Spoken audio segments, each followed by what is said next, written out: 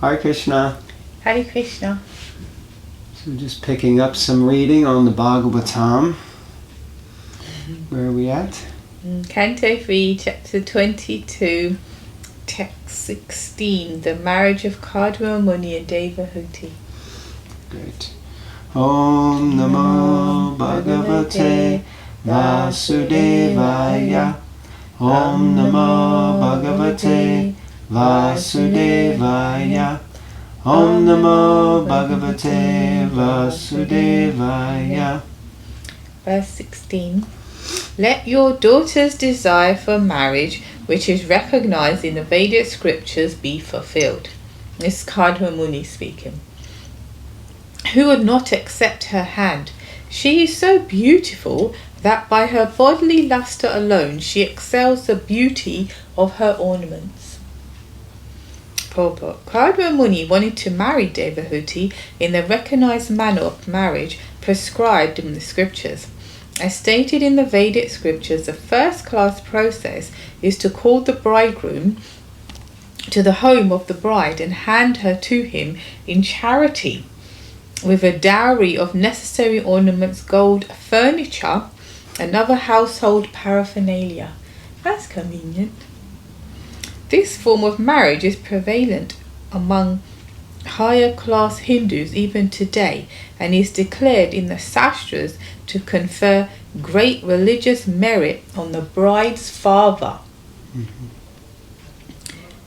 To give a daughter in charity to a suitable son-in-law is considered to be one of the pious activities of a householder. There are 8 forms of marriage mentioned in the scripture, Manusmriti, but only one process of marriage, Brahma or Rajasika marriage, is now current. Other kinds of marriage by love, by exchange of garlands, or by kidnapping the bride are now forbidden in this Kali age. Formerly, Kshatriyas would at their pleasure kidnap a princess from another royal house, and there would be a fight between the Kshatriya and the girl's family. And then if the kidnapper was the winner, the girl would be offered to him for marriage. Even Krishna married Rukmini by that process, and some of his sons and grandsons also married by kidnapping. Krishna's grandsons kidnapped Duryodhana's daughter, which caused a fight between the Kuru and Yadu families. Afterwards, an adjustment was made by the elderly members of the Kuru family. Such marriages were current in bygone ages, but at the present moment they are impossible because the strict principles of Kshatriya life have practically been abolished. Since India has become dependent on foreign countries, the particular influences of the social orders have been lost. Now, according to the scriptures, everyone is a Shudra. The so-called Brahmanas, Kshatriyas and Vaishyas have forgotten their traditional activities, and in the absence of these activities they are called Shudras. It is said in the scriptures, Kalo Shudra Sambhava, in the age of Kali, everyone will be like Shudras. The traditional social customs are not followed in this age, although formerly they were followed strictly. Thoughts? Well, yeah, when I got married it was like that. Like what? My parents gave a dowry. Yeah, gave some furniture. They did actually. They household paraphernalia. Yes, they did. They kitted out the whole flat. Yeah. From knives, forks, herbs, spices, toaster. Kettle. They really did. My uncle did that for my cousin sister as well. It was considered that, it was considered normal. Yeah, it's culture. It's just the way that it goes. Yeah. I mean, there are different types of marriage systems which could function and operate if everyone plays according to the same rules. I think that's the kind of idea. If everyone acts according to their nature or varna, then you can do things differently. But in society today, those who are in one varna are envious of people in another varna, and they want to be like those in that varna. Then they act in a certain way, and if they act like this, then they criticize them, and it's a whole mixed up kind of thing. So it's not that the arms and the legs and the head and the belly are all working together. It's that, the feet and the legs are criticizing the arms, and the arms are smacking the head, and the belly is just craving food, screaming, feed me, feed me, feed me. It's like that kind of thing, because the analogy is that the varnas are compared to those parts of the body. So people don't act according to their varnas or natures. They're too busy trying to pretend to be something else, or wishing they were, or criticizing those who are in another varna, or looking down on those who are in another varna, which shouldn't be the way either. Everyone should be cooperating or working together in society like that. And then people can, then you can kidnap your wife. Yeah, I'm not sure about that. Well, no, because it's the way you play, right? Among Kshatriyas, that's it. If a Kshatriya comes in, now, of course, we got this whole thing going on with Russia, and we don't want to get into a political thing, but for ages, let's be real. For ages, how did England expand itself all over the globe? It just went and took whatever it wanted from whomever it wanted, by force. So I'm not saying that's right or wrong. I'm just saying that that's the way that it was. And when you read the Bhagavatam, or at least in Mahabharata, you see that when King Yudhisthira became king, or actually before he was the king, there was a point at which Duryodhana had given them some land. And then he sent the horse around, the sacrificial horse. And anyone who didn't accept him as the king, they fought with him and defeated him. Hello. That's what you did. That's what Kshatriyas did. And you knew that was the way that it worked. And if you weren't a Kshatriya, then you got out of the way. And if you were a Brahmana, then you acted like a Brahmana. You didn't pretend to be a Kshatriya, and you didn't play Vaishya program, So everyone kind of understood their roles, and they played those roles. So, yeah. Anyway, again, not necessarily for us in our social structure, we wouldn't deem it, if I showed up at your father's house and kidnapped you, he wouldn't be happy, right? I'd go to jail. It's not what my dad would say. I'd have to start fighting. I don't think... that's a whole nother thing, because women don't know their place. It says here, one Kshatriya kidnapped the princess or whatever, and then if they win her. That's right. Right? No, I'd be like, hold on. I don't think so. So, back off. Stay in your lane. No. I ain't going nowhere. Here you go, but the father does what? The father gives his daughter in charity. To give a daughter in charity, he gives you away. Piece of property, mate. Right, piece of property. He just gives you away to somebody. Yeah, well, it says here to a suitable person. Yeah, with some dowry. That way, please keep her. Anyway, for us, it's all topsy-turvy. We don't live in that society. There's still remnants of it, but now it's like it's all love marriage, or not love marriage. It's lust marriage, and then lust marriage leads to divorce, unmarriage, things like that. So anyway, it's a very huge topic that we could discuss, but we're going to probably move on. Text 17. Is that all right? Please. I have heard that Vishwasu, the great Gandharva, his mind stupefied with infatuation, fell from his airplane after seeing your daughter playing with a ball on the roof of the palace. For she was indeed beautiful, with her tinkling ankle bells and her eyes moving to and fro. That don't sound right, does it? Well, anyway, she's a young lady playing with her ball. How many young ladies playing with a ball on the roof? It's always happening in the Bhagavatam. I saw this girl playing with a ball. Well, I guess that's what they do, isn't it? I guess. It is understood that not only at the present moment, but in those days also, there were skyscrapers. There you go. There you go. Herein we find the word Harmya Prishte.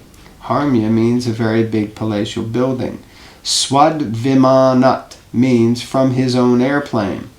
It is suggested that private airplanes or helicopters were also current in those days. The Gandharva Vishwasu, while flying in the sky, could see Devahuti playing ball on the roof of the palace. Ball playing was also current, but aristocratic girls would not play in a public place. Ball playing and other such pleasures were not meant for ordinary women and girls. Only princesses like Devahuti could indulge in such sports. It is, we laugh, but it's a different culture. I know. We didn't live in it, and we live now. I mean, girls play balls now all the time, right? There's like basketball, netball, cricket. Girls don't usually play cricket, but they probably do somewhere. I was a very good cricket player, by the way. Amazing. Football, not American, but soccer. Volleyball, yeah. Basketball. I said that already, and you said netball, which I think they're the same thing. No. Tennis. Yeah. There you go. What's that one you used to go to the gym with, Jay? Well, that's not a ball, so I didn't mention it. Oh. But it's called badminton. This is a big yeah. So, ball playing is also current, but not meant for it, and Devahuti could indulge in such sports. It is described here that she was seen from the flying airplane. This indicates that the palace was very high, otherwise how could one see her from an airplane? The vision was so distinct that the Gandharva Vishwasu was bewildered by her beauty, and by hearing the sound of her ankle bangles, being captivated by the sound and beauty, he fell down. Kardama mentioned the incident as he had heard it. Also, he heard about it. Must have been a big, powerful thing. Like, it sounds like some Gramya Katha, some gossip. Oh, yeah, you heard about Vishwasu? Yeah, man, he fell out of his plane. Oh, yeah, I was checking out. Well, that is a big thing, isn't it? Someone falls out of a plane like that. Yeah, especially a Gandharva. Yeah. Okay. Text 18. What wise man would not welcome her, the very ornament of womanhood, the beloved daughter of Swayambhuva Manu and sister of Uttanapat? Those who have not worshipped the gracious feet of the goddess of fortune cannot even perceive her, yet she has come of her own accord to seek my hand. Purport. Kardama Muni praised the beauty and qualification of Devahuti in different ways. Devahuti was actually the ornament of all ornamented beautiful girls. A girl becomes beautified by putting ornaments on her body, but Devahuti was more beautiful than the ornament. She was considered the ornament of the ornamented beautiful girls. Demigods and Gandharvas were attracted by her beauty. Kardama Muni, although a great sage, was not a denizen of the heavenly planets. But it is mentioned in the previous verse that Vishva Vasu, who came from heaven, was also attracted by the beauty of Devahuti. Besides her personal beauty, she was the daughter of Emperor Swayambhuva and sister of King Uttanapat. Who could refuse the hand of such a girl? Amazing. And you've just been meditating for a very long time, and then you speak to Krishna and say, I want a good wife, and then this one shows up. It's amazing. Huh? I thought I was a lucky man. Okay. I'll read one more. Therefore, I shall accept this chaste girl as my wife on the condition that after she bears semen from my body, I shall accept the life of devotional service accepted by the most perfect human beings. That process was described by Lord Vishnu. It is free from envy. I mean, he's just been meditating for so long, and now he's going to get a wife, and, after getting her pregnant, then he's going to... No, don't, just spoiler alert. No, man, that's what he just said. I didn't spoil anything. It just said it. Let's read the purport. Purport. Kardama Muni expressed his desire for a very beautiful wife to Emperor Swayambhuva and accepted the emperor's daughter for marriage. Kardama Muni was in the hermitage practicing complete celibacy as a brahmachari, and although he had the desire to marry, he did not want to be a householder for the whole span of his life, because he was conversant with the Vedic principles of human life. According to Vedic principles, the first part of life should be utilized as in brahmacharya, for the development of character and spiritual qualities. In the next part of life, one may accept a wife and beget children, but one should not beget children like cats and dogs. Kardama Muni desired to beget a child. Oh, sorry, go ahead, that's yours. Kardama Muni desired to beget a child who would be the ray of the Supreme Personality of Godhead. One should beget a child who can perform the duties of Vishnu. Otherwise, there is no need to produce children. There are two kinds of children born of good fathers. One is educated in Krishna consciousness so that he can be delivered from the clutches of Maya in that very life, and the other is a ray of the Supreme Personality of Godhead and teaches the world the ultimate goal of life. As will be described in later chapters, Kardama Muni begot such a child, Kapila, the incarnation of the Personality of Godhead, who enunciated the philosophy of Sankhya. Great householders pray to God to send his representative so that there may be an auspicious movement in human society. This is one reason to beget a child. Another reason is that a highly enlightened parent can train a child in Krishna consciousness so that the child will not have to come back again to this miserable world. Parents should see to it that the child born of them does not enter the womb of a mother again. Unless one can train a child for liberation in that life, there is no need to marry or produce children. If human society produces children like cats and dogs for the disturbance of social order, then the world becomes hellish, as it has in this age of Kali. In this age, neither parents nor their children are trained. Both are animalistic and simply eat, sleep, mate, defend and gratify their senses. This disorder in social life cannot bring peace to human society.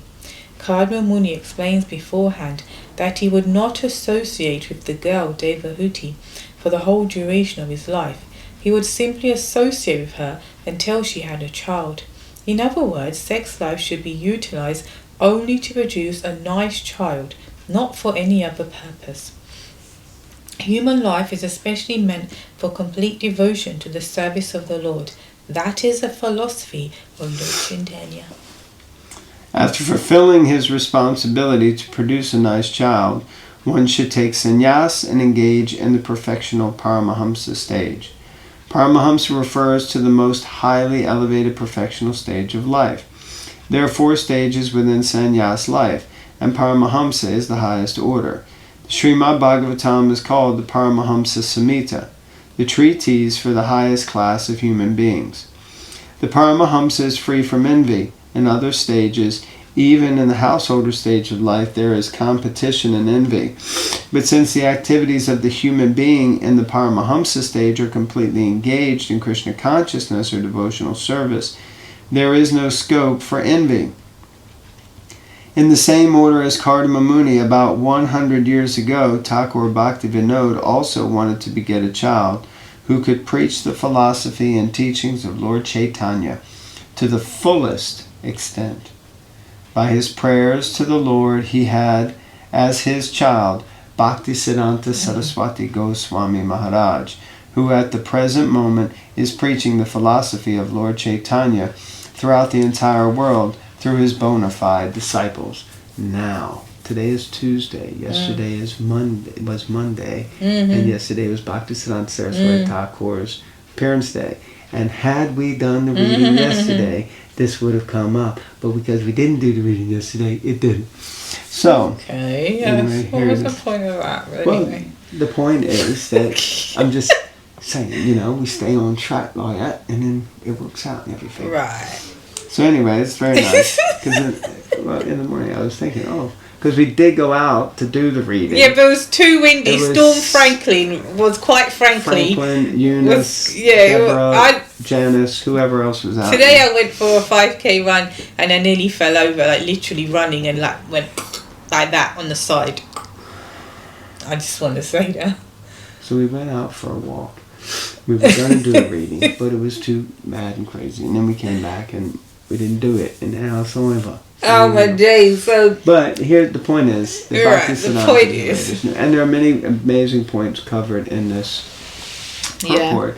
Which, if you have any questions about what we just read, why don't you ask them in the comments, and we'll try to answer them in the next session. Because we're just about out of time, and many of them are kind of controversial, although not exactly, because it's according to culture. That's the way that you're supposed to act. So, yeah, very interesting points. Anything you would like to say in conclusion? Oh, maybe it's already covered and I missed it, but it says here that Prabhupada is saying parents or a child, if you get a good child, is a ray of the Supreme Personality of Godhead. And as you said, Bhaktivedanta Saraswati Thakur Maharaj was appeared yesterday, and his father, Bhaktivinoda Thakur, prayed for a ray of Vishnu. And he sure got that, didn't he? Definitely did. So I think Prabhupada was saying there's two types of good sons. One who is a son, a good son, and he's trained in Krishna consciousness and he goes on to practice. The other who comes is a ray of the Supreme Lord. So basically an incarnation, which is pretty rare, I would have thought. Something like that. Okay. Of course, Prabhupada is also another one. For sure. For sure. So, as we're going to end now, here's a picture of Kadma Muni and Devahuti. Well, here, let me put it a little closer to the camera so people can actually see it. Hi, Krishna. All right, take care, everyone. No, don't look at the picture.